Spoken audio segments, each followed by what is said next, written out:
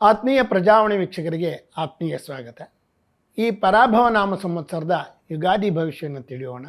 ಅದಕ್ಕಿಂತ ಮುಂಚೆ ಈ ಯುಗಾದಿ ನಿಮಗೆಲ್ಲ ಒಳಿತನ್ನು ಮಾಡಲಿ ಅಂತ ಆಶಯ ಮಾಡ್ತಾ ಯುಗಾದಿ ಭವಿಷ್ಯದಲ್ಲಿ ಧನುರಾಶಿಯವರ ಭವಿಷ್ಯ ಹೇಗಿದೆ ಅಂತ ತಿಳಿಯೋಣ.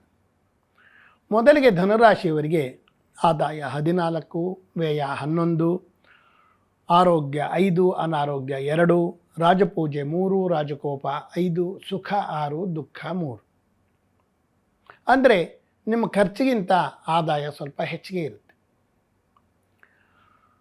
ಆರೋಗ್ಯ ಚೆನ್ನಾಗಿದ್ದು ಅನಾರೋಗ್ಯ ಕಡಿಮೆ ಇರುತ್ತೆ. ಸದ್ಯದಲ್ಲಿ ಗುರು ಮಿಥುನ ರಾಶಿಯಲ್ಲಿ ಇರ್ತಾರೆ, ನಂತರ ಕಟಕ ರಾಶಿಯನ್ನು ಪ್ರವೇಶ ಮಾಡ್ತಾರೆ. ಶನಿ ಮೀನದಲ್ಲಿದ್ದು ವಕ್ರಿ ಆಗ್ತಾರೆ. ವಕ್ರಿ ಶನಿಯ ಫಲಗಳು ತುಂಬ ಒಳಿತನ್ನು ಕೊಡುತ್ತೆ. ರಾಶಿಯಿಂದ ತೃತೀಯದಲ್ಲಿ ರಾಹು ಮತ್ತು ಬುಧ ಇರ್ತಾರೆ. ಹಾಗಾಗಿ ಚತುರ್ಥದಲ್ಲಿ ಶುಕ್ರ, ರವಿ ಎಲ್ಲ ಇರೋದರಿಂದ ಗುರುವಿನಿಂದ ನಿಮಗೆ ಅದೃಷ್ಟ ಚೆನ್ನಾಗಿ ದೊರೆಯುತ್ತೆ.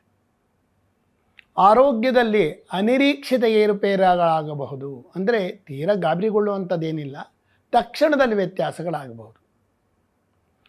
ಮಾನಸಿಕ ಏರುಪೇರಾಗಬಹುದು. ಅಂದರೆ ಸ್ವಲ್ಪ ಮಾನಸಿಕ ರೋಗಿಗಳನ್ನು ಸರಿಯಾಗಿ ನೋಡ್ಕೊಳ್ಳಿ. ಅವರ ಮನಸ್ಸು ಬಹಳ ಸೂಕ್ಷ್ಮವಾಗಿಬಿಡ್ಬೋದು ನಮ್ಮೊಮ್ಮೆ. ಅದರಿಂದ ಎಚ್ಚರ ಇರಿ.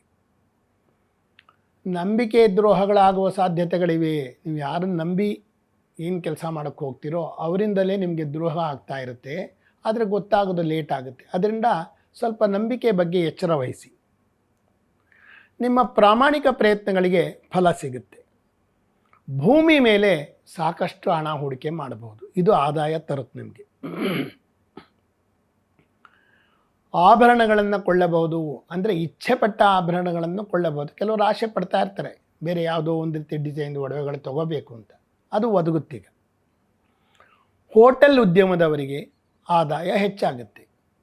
ಕಿರಾಣಿ ಅಂಗಡಿಯವರಿಗೆ, ಅಂದರೆ ನಾವೇನು ಪ್ರಾವಿಷನ್ ಸ್ಟೋರ್ಸ್ ಅಂತ ಕರಿತೀರಲ್ಲ, ಅವರಿಗೆ ಆದಾಯ ಹೆಚ್ಚಾಗುತ್ತೆ. ವೈದ್ಯಕೀಯ ಕ್ಷೇತ್ರದಲ್ಲಿ ಹೆಚ್ಚು ಅನುಕೂಲ ಇದ್ದು ವೈದ್ಯರುಗಳಿಗೆ, ಔಷಧಿಗಳಿಗೆ, ಔಷಧಿ ತಯಾರಕ ಕಂಪನಿಗಳಿಗೆ ಒಳ್ಳೆಯ ಹೆಸರು ಬರುತ್ತೆ. ಸರ್ಕಾರಿ ಅಧಿಕಾರಿಗಳು ಎಲ್ಲೆ ಮೀರಿ ನಡೆದುಕೊಳ್ಳಬಾರದು. ಅಂದರೆ ಕಾನೂನು ಚೌಕಟ್ಟಲ್ಲಿ ವ್ಯವಹರಿಸಲು ಬಹಳ ಉತ್ತಮ. ಇಲ್ಲದೆ ಉದ್ದಟತನ ಮಾಡಿದರೆ ಅದನ್ನು ಯಾವುದೋ ರೀತಿ ದಾಖಲೆ ಮಾಡಿ ನಿಮ್ಮ ವಿರುದ್ಧ ಕಂಪ್ಲೇಂಟ್ ಹೋಗ್ಬೋದು. ಅದರ ಬಗ್ಗೆ ಎಚ್ಚರ ಇರಲಿ. ಕುಟುಂಬದಲ್ಲಿ ಸ್ವಲ್ಪ ಕಿರಿಕಿರಿ ಬಂದರೂ ನಂತರ ಸರಿಯಾಗುತ್ತೆ.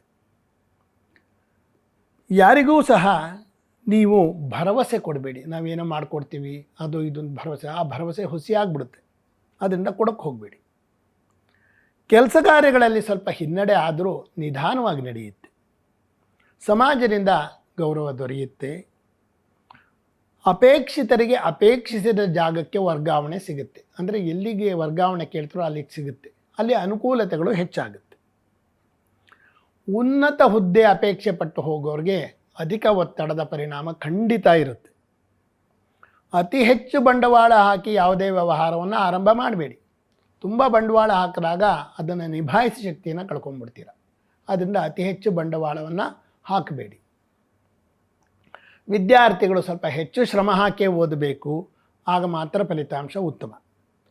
ಮನೆಯಲ್ಲಿ ಶುಭ ಕಾರ್ಯಗಳಾಗುವ ಸಾಧ್ಯತೆಗಳು ಖಂಡಿತ ಇವೆ. ಇನ್ನೂ ಹೆಚ್ಚಿನ ಒಳಿತು ಬೇಕು ಅನ್ನೋರು ಗುರುಗಳ ಆರಾಧನೆ, ನೀವು ಯಾವುದೇ ನಂಬು ಗುರುಗಳನ್ನು ಆರಾಧನೆ ಮಾಡೋದು ಬಹಳ ಒಳ್ಳೆಯದು. ದತ್ತಾತ್ರೇಯ, ಈ ರೀತಿ ಗುರುಗಳನ್ನು ನೀವು ಶುದ್ಧ ಗುರುಗಳನ್ನು ಆರಾಧನೆ ಮಾಡಿರಿ. ಇಷ್ಟೆಲ್ಲ ಆದರೂ ಸಹ ನಿಮ್ಮ ಜನ್ಮಜಾತಗಳನ್ನು ಪರಿಶೀಲನೆ ಮಾಡ್ಕೊಂಡು ಮುಂದುವರಿಯಿರಿ. ಇದರ ದಶಾಭುಕ್ತಿಗಳು ನಿಮ್ಮ ಒಳಿತು ಕೆಡಕಗಳಿಗೆ ಸಾಕಷ್ಟು ಸಹಕಾರ ನೀಡುತ್ತವೆ. ಈ ಪ್ರಜಾವಾಣಿಯ ಧನಸ್ಸು ರಾಶಿಯ ವೀಕ್ಷಕರಿಗೆ ಒಳಿತನ್ನು ಮಾಡಲಿ ಅಂತ ಹೇಳ್ತಾ ಈ ಧನಸ್ಸು ರಾಶಿಯ ಭವಿಷ್ಯವನ್ನು ಸಮಾಪ್ತಿ ಮಾಡ್ತಾ ಇದ್ದೇನೆ.